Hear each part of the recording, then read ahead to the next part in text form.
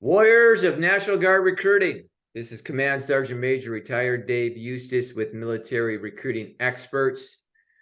We have 8 processing days remaining in FY23.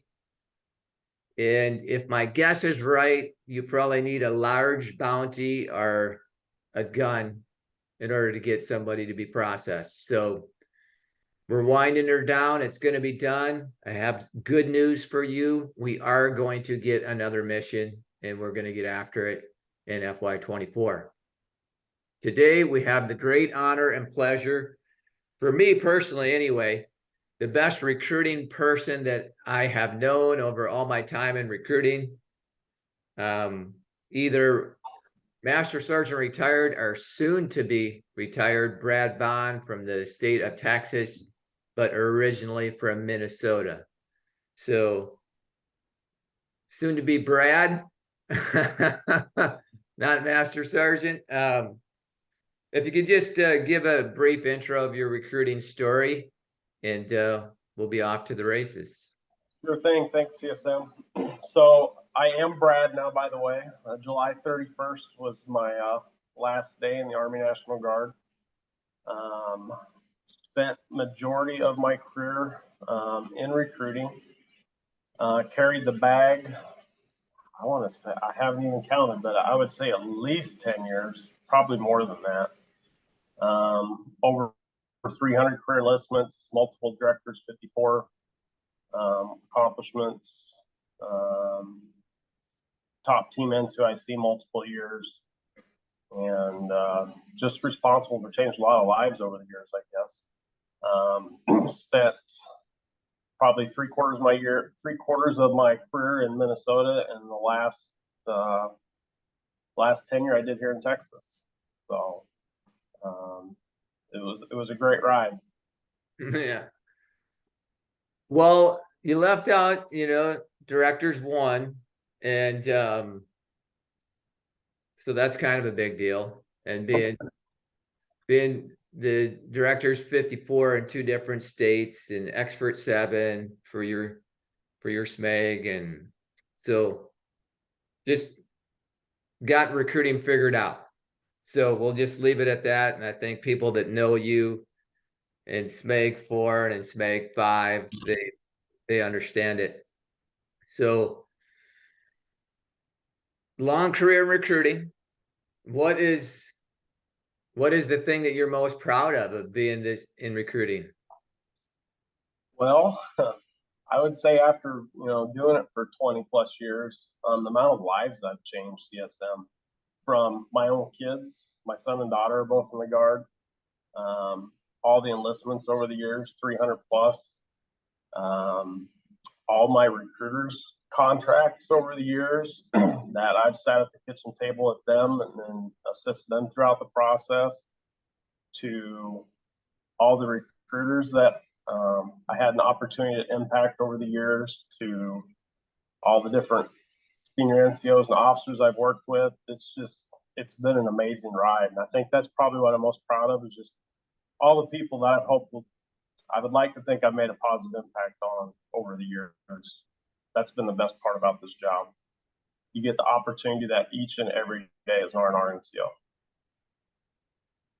Well, when I do recruiter training, one of the things that I bring up, maybe they don't want to hear it, but I always saw that in you, so I like to bring it up, is, man, you really got to be a true believer in the Guard in order to stay after this sucker. Because it is a hard business if you're not a true believer in this organization. What do you think about that? It's definitely a grind. I think probably one of the things that allowed me, or how I was able to do it for so long, is because I moved fast. I never treated recruiting, carrying the bag, as a marathon. I hear people use that terminology, and I don't agree with it at all. I know October 1st is coming around here for a lot of guys. Right now, if they don't have a plan for next FY, they're wrong. They should already have that plan developed, and they should hit the ground in full sprint and that's the way I approached each and every FY. I wanted to see how fast I could get done. I wanted to talk to each and every young person in my schools before any other Army, Navy, Air Force, Marine recruiter had an opportunity to. Always treated as first to contact, first to contract.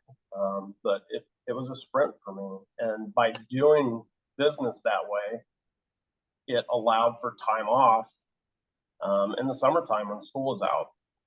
I'd never had to recruit past 6 years or past 6 months. I'm sorry. I always accomplished the mission in 6 months or less every single FY, year after year after year. But it's because of the way I treated it.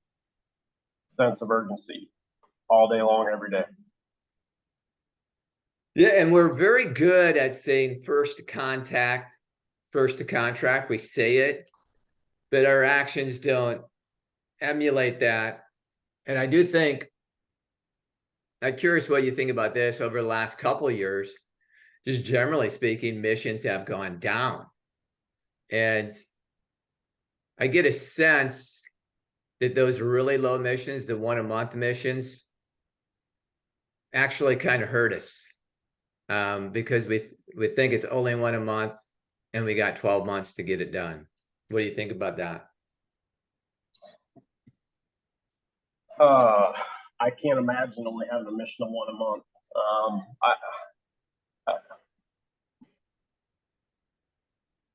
I truly believe that things have not changed that much in our culture to where the 2 a month or 2.5 a month isn't possible any longer. I think it's the mentality that has developed across the entire organization, and it spread like wildfire. And too many excuses are accepted now. It's gotten to the point where mission is, what's the word I want to use? It's acceptable not to accomplish the mission at times. And I guess I never grew up with that mentality in the organization. I never allowed my recruiters to take on that mentality. The mission was the mission, and we were going to accomplish it. That was my vision each and every day as a recruiter, and that was my vision with my recruiters as an NCIC, and that's all they heard. There was no coming in second. There was no, it's okay if you fail. Failure was never an option. And why we allow it to be now, I don't understand as leaders. But things have definitely changed a little bit. Yeah, and our culture in Minnesota was you have to. And then people we were bringing onto that team, they knew that right away. They knew that when they were ADOS. And I do think there's something very positive to be said for that, because many of those people made it to retirement. Those individuals that we hired that had to make it, now they're getting paid to not show up. So it's just having a high standard shouldn't be something that we shrink from. So you've mentioned a little bit about recruiting time and NCIC time. So I'm curious, which job do you think is tougher? NCIC, without a doubt. I want to say they were both very similar for me. I always hear people use the phrase in sales like the coach versus the quarterback, and I would say that I was a player coach. I was the Pete Rose who was managing and still playing ball. Very involved in the process, from prospecting all the way through processing as an NCIC. Why I felt it was a lot more difficult, because I mentioned earlier that I treated every fiscal year as a race to the finish line, and as a recruiter, I had a lot of control of how fast I could do that. As an NCIC, and especially running as large a team as I ran, because my average team size was 15 to 18 recruiters, to get 15 to 18 guys to run at the same pace I wanted to run at was difficult. Now I will say that during I did 3 years as an NCIC here in Texas, and every year we finished in less than 9 months. And I think the last year we did it in like 6.5. So we were close, but it's difficult to get everybody on board to run at that speed. So you got stragglers that, as you know, as an NCIC, you're not done until the final man gets across the finish line. So I'm working till September because there's always that onesie or twosie, even though the team's done, until everybody gets across the finish line. You know, I'm in there in the office with them, working every day, trying to get them across.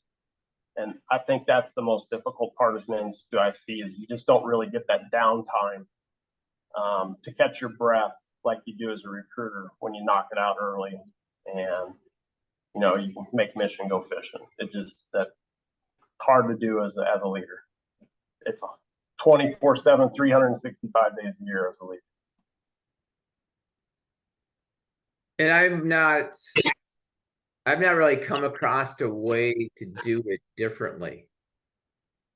And so I always tell NCICs that if you're doing the job right, it's probably a significant part of your VA claim. You know? Because it should be keeping you up at night.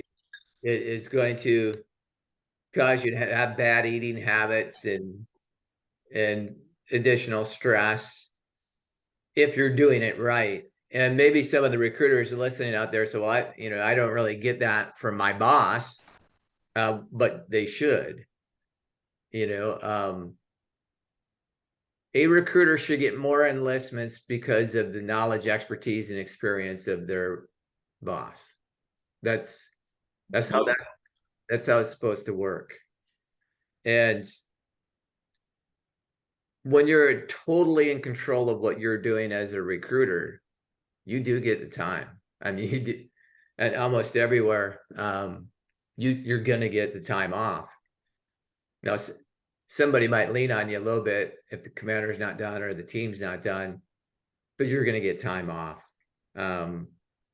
That's just reality. Why did you stay at this so long? Good question. I will tell you that after 10 to 12 years of recruiter, I was starting to get burned out on that. It was getting tough to continue to carry the bag day after day. But when I took an NCIC role on, I absolutely fell in love with the job. It was the hardest job that I've ever had, but it was the absolute most rewarding. And I could have done it for a very long time at that pace just because of how rewarding it was to me, watching my guys excel. We had an amazing team. I don't know that you could replicate it again. During COVID, we wrote 366 contracts during COVID when all the teams across the nation were falling on their face and making excuses and it can't be done. My guys were showing up to work and still getting it done, whether it was going through Zoom or Teams calls or however we had to get it done, we got it done. And we just had an amazing group of guys and gals. That was the best time in my 24 years in the Guard. Those years in NCIC were special. But as far as the longevity, I mean, you said in the beginning, you saw in me a love for the Guard. That's exactly what it was. I believed in it. And there's no way you can do something for this long if you really don't believe in it. I'm going to miss the people. I'm definitely going to miss the Guard. But I am looking forward to new opportunities and see where things take me. Those relationships obviously never end. I talk to these people, the people I work with every day. Shoot, you and I, CSM, still stay in touch, and it's been quite a few years since you and I worked together. Yeah. So, no, it was a good ride. Well, it's interesting. I'm staying in touch. Recruiting is the deployment that does not end, and I mean no offense to to combat deployments. But hey, at midnight on 30 September, we're going to get another one of those missions. That's how it always worked. That's how it's always going to work. But you mentioned that 10 to 12 years on the bag and you're starting to feel burned out. So some of our recruiters now will be knocking on our door about being burned out after 2 or 3 years. And I wonder if you could comment on that. My perspective is you don't really know the business yet. No, you don't. And the crazy part to me is, I think I heard some statistics is it was like 80% of recruiters don't make it past 3 years. I mean, it was an astronomical number. I don't recall exactly what it is. Don't quote me on that, but it's not good. I think it's a leadership problem, CSM. I saw it from my foxhole. The leaders that were engaged with their teams and spent time and energy training and taking care of their people and ensuring and getting to know their people and just being a leader. Those are the recruiters that stick around. It's a leadership issue. I truly believe it. I'm a strong advocate of servant leadership. It worked well for me. As an NCIC, we should be the subject matter expert that is there to train our folks. It's not you get promoted E8 and put your boots up on the desk and say, hey, I made it. Yeah. And I see a lot of that with our E8s in recruiting and retention is, they're highly motivated until they reach that pinnacle. And then it's like, all right, now I can go boots up until I retire. And it's the soldiers that pay for it's your recruiters. It really is. They need that leadership and guidance. So 2 years and out and burned out, I don't understand it. Like I said, I want to say it's a leadership issue. It might be a testament to the newer generation. I know I would say recruiting has gotten tougher. There are more roadblocks, but I can point back to when my team wrote 366 contracts during COVID. I don't recall in my 24 years in the Army ever a more difficult time than trying to recruit during COVID. And we blew it out of the water. So there's always a way to remove those roadblocks for your guys. You just got to figure out, stay positive, and drive on. I mean, the mission's got to get accomplished, right? That's the problem. It's the mindset. Got to accomplish the mission. And a lot of leaders do listen to this podcast, and leadership is the difference between number 1 and number 54. It is. We have the same program, the same equipment. We utilize the same maps locations. The difference is leadership, how people get brought into our organization and how they get taught the job of recruiting. Because I like the leader-led relationship to be that the recruiter understands if they do the prospecting part, that their NCIC is going to help them get those people enlisted. And that is from interview to swear in. I'm going to help you. Because I know and I've seen, and I'm going to help you. And if our NCIC's picked up that mantle, because you don't help anyone by letting them off the hook on the front end of the business. And I think there's a lot of that in most states, about 1 in every 150 to 200 of the joining age population will join.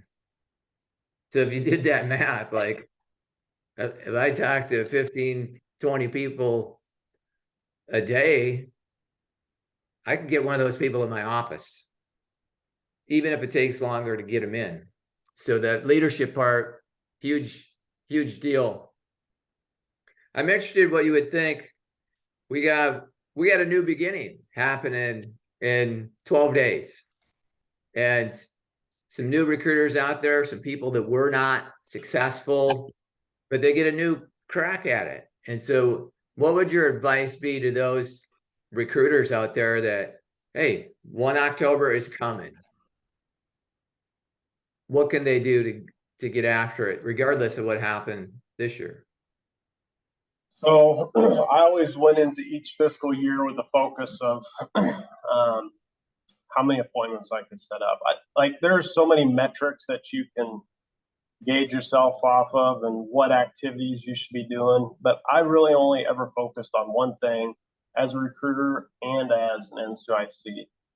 And that was qualified appointments. The rest to me was common sense. If I couldn't set up 3 to 4 qualified appointments a week, then I wasn't in my schools enough, or I was not doing enough school programs, or I wasn't doing enough cold calling. But I didn't focus on all those little things. I focused on doing whatever I had to do to schedule 3 to 4 qualified appointments a week. And I knew off just experience that if I did that, I would be done with my mission in less than 6 months, a lot of times 4 to 5 months. But I had to be consistent and not, I can't think of the word I'm trying to use, but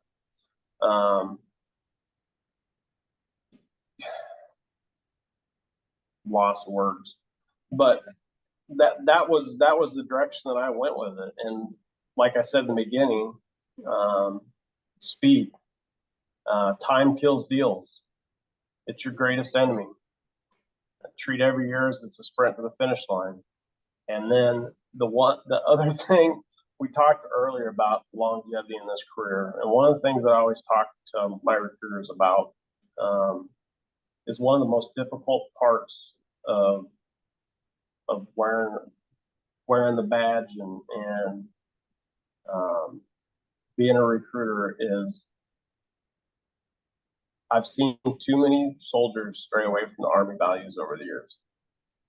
They get put in a lot of compromising situations, and I've seen a lot of really good recruiters not only not be a recruiter anymore, but not in the Army anymore. So one of the things that I've really tried to drive home with my recruiters is just embrace those Army values and live them each and every day. And if you do that, at the end of the day, everything's going to be good. And the character part, because we got a lot of cynics in recruiting, we kind of build cynics. But the character is what you do when no one's looking. And if you truly are that non-commissioned officer in the United States Army that you say that you are, those things are not hard to stay away from. They're big, not hard. But we get ourselves in those spots and make terrible choices. And from my position as the CSM, it was very easy to let those people go. And that might not sound very well, but it was easy because I told you on the front end, these are the things that's going to get you out of our organization. And the number one thing, if you're going to make us all look bad, you can't be on the team anymore. You just can't.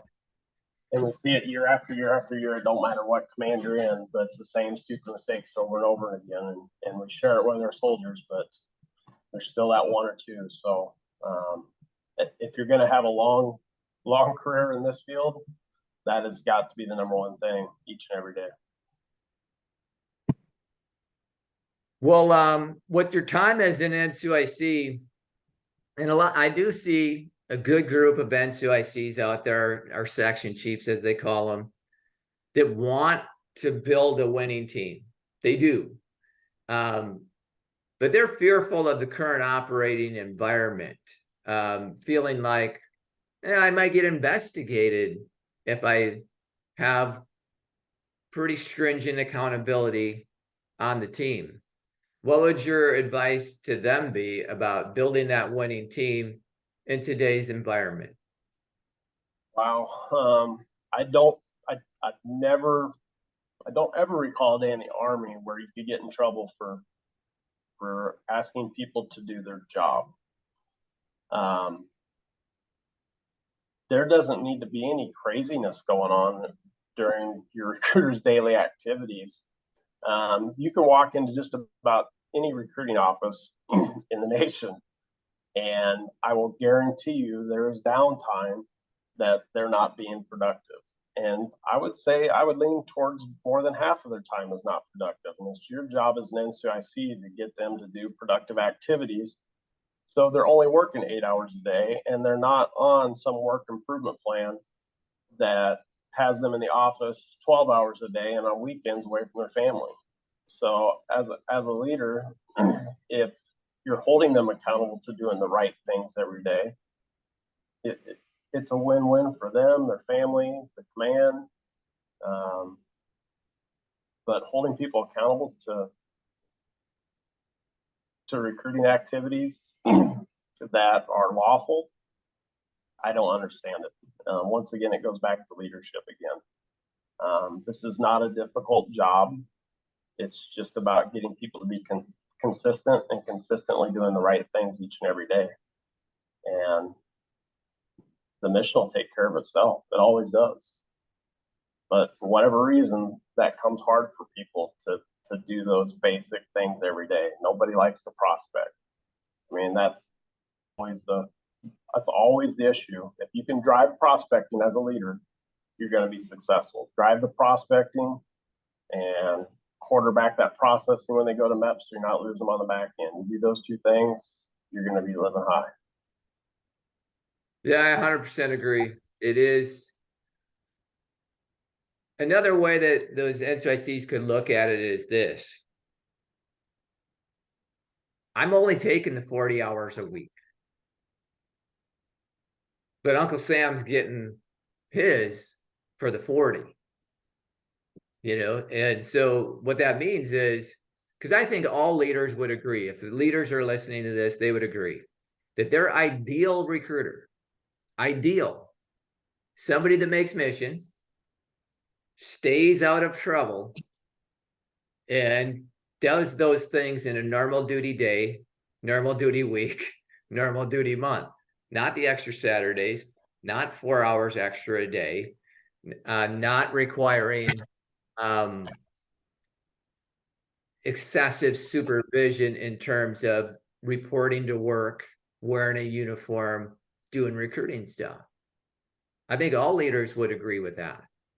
And so when you're saying that this is a simple job, very simple. And what we're challenged with is, I think people make that up in their mind as far as leaders, that they're going to get in trouble for holding people accountable. What do you think of that? Oh, I agree. They have that roadblock in their mind. I've never seen anyone get in trouble or lose their job for holding a recruiter accountable to, once again, to daily activities. It's so simple. It really is when you think about it. We just got to talk to people. That's it. We got to talk to people. That's all prospecting is, talking to people. And if you do that for 40 hours a week, you talk to people, you're going to kill it.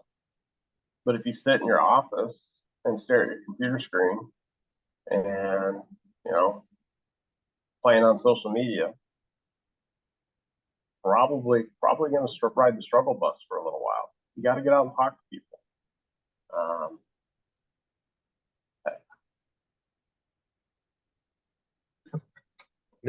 I know. I just have a really hard time relating with it, CSM.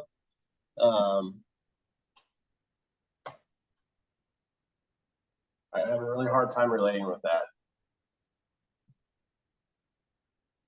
Well, last question for you. I don't want to consume up a whole bunch of your time. You're living the dream now, like retired people are.